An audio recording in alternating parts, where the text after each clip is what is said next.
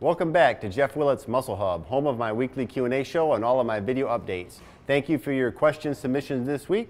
Got a lot of good ones, so we're going to jump right in. Question number 1 comes from Johnny Inches, and this came through email. And he wants to know, rest between sets is suggested at 2 to 3 minutes, and was curious if this should be dependent upon the lift or the muscle group, or if this was like universal across the board. Well, when we're talking about rest between sets or short-term recovery, the key is we want to take enough time between sets so we can exert another maximal effort on the next set. We do not want to approach the point of fatigue. So this is going to be somewhat dependent upon the exercise you're doing and the muscle group. For example, it's going to take more time to recover between a set of squats or deadlifts, a big full body movement, than it would for, say, wrist curls or calf raises. So it is dependent, and you can't adjust it based off of what you're doing. You don't have to make it too scientific. Just use common sense, be able to collect your breath, let your heart rate come down. You want to be able to exert, again, another maximal effort on the next set. Question number 2 comes from Thomas Thompson, and this came through email. He says, what do you think of the effectiveness of T-bar rows for back training compared to barbell rows? Are they both suitable? And I would say yes, they both are very suitable exercises. The Maxwell T principles are 2 really good compound movements. You can get a look at on my must-have exercises on Muscle Hub. I go through and I talk about barbell rows actually. So if I had to pick one of the 2, I would lean toward barbell rows, but they both are very suitable exercises. And when I'm looking at back training, what I usually like to do is pick 2 rowing movements and then 1 like pull down or pull up. That or a regular deadlift with a rowing movement and then like a pull up or a pull down. And you can see also examples of this on my website on my Maxwell T different workout routines. So for back, I'm looking to do about 7 total sets. And again, I think a T-bar row, a cable row, or a barbell row are all very good choices to work in there. Question 3 comes from I Run Oft, and this came through Twitter. He says, I take creatine before and after a workout, but what about other times of day and on non-training days? When we're talking about creatine, I think before and after workout makes perfect sense, especially when you combine it with a high glycemic carbohydrate, a whey isolate, and I actually like to use glutamine in there too, but pre and post workout makes sense. And as far as creatine and other times of the day, I do not think it's necessary.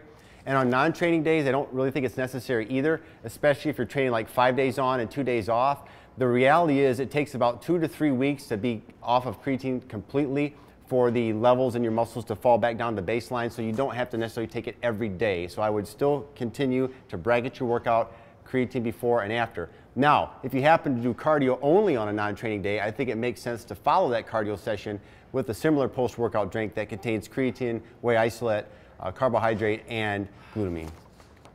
Question number 4 comes from Sean Olofsson, and this came through YouTube.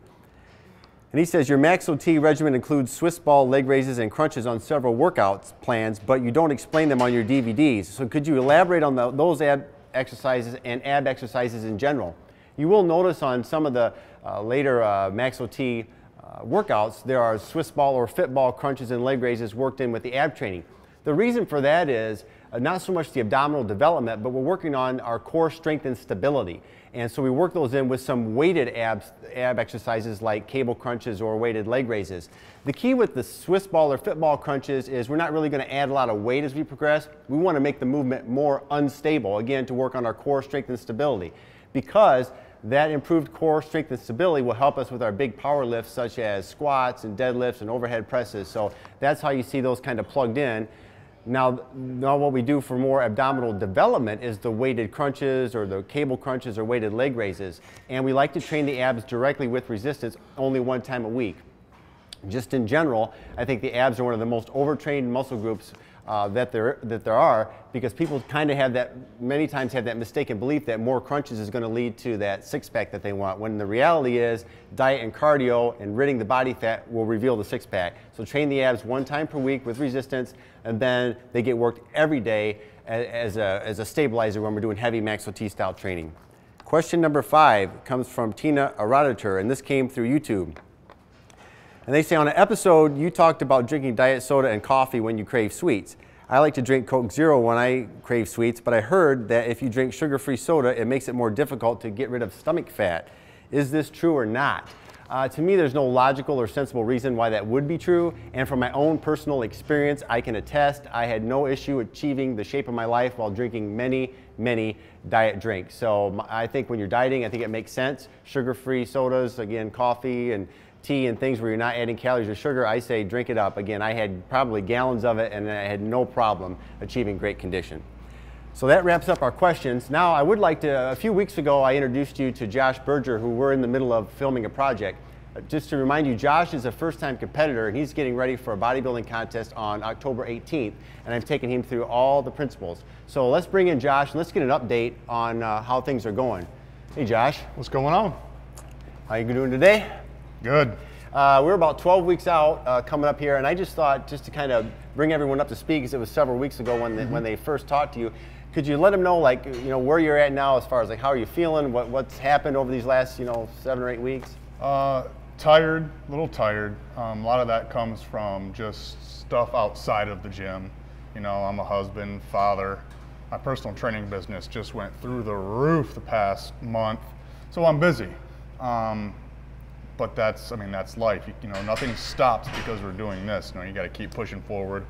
And that extra day of cardio you threw in kind of threw me off this week too. That was my Sunday of doing nothing. So now things are changing a little bit, but I'm good. What have you noticed physique-wise so far, strength-wise, workout-wise? Strength-wise that's still continuing to go up. You know, it's not measured in plates so much anymore. It's measured in, you know, one more rep than last week. Those are little things. Physique-wise, my legs and my waist have made dramatic changes just from, you know, tightening it up. I would say that's the biggest thing. And as a first timer through this, is there any one thing so far that you have not expected or is different than you thought, being, you know, 12 weeks out in the process? Anything maybe different? Or my weight was a big, like we talked about in the beginning. My weight is going down, but I'm getting stronger. So now instead of getting on the scale and going, oh no, now I laugh at it because it's like, you know, my strength to weight ratio, I mean, it's, you know, I'm getting stronger every week. You know, this is a great teaching point though. So many people first timers are so consumed with the number on the scale, and they don't realize that you have to be fearless when you're trying to get shredded. You got to trust in the plan, do a smart plan, and know that the muscle's not going anywhere. And if you hold back because you're afraid of the weight loss, I make all his adjustments and they have nothing to do with his weight. I don't even ask his weight because it's all visual. So remember, those of you out there that want to compete, it's all about getting lean and shredded. Lean wins the show. And if you have a smart plan, the muscle's not going anywhere. You're stronger now. Yeah. You're more muscular than you were so many weeks ago, right, but you're many pounds lighter. So you got to be fearless when you want to get shredded, and you can't let the weight get in there. Yeah. So keep it up. You're doing great. Stay tuned. You're going to keep getting some updates as we get closer, and ultimately we're going to put together a whole how-to video on his whole process and his whole journey. And I want to encourage you to keep submitting your questions for the Q&A show. You can do it through Facebook, Twitter, and YouTube. Use hashtag AskJW, and we'll get to them and read yours on the air, read your name on the air if I select your question. So I want to thank you all for tuning in. Now let's go out and execute.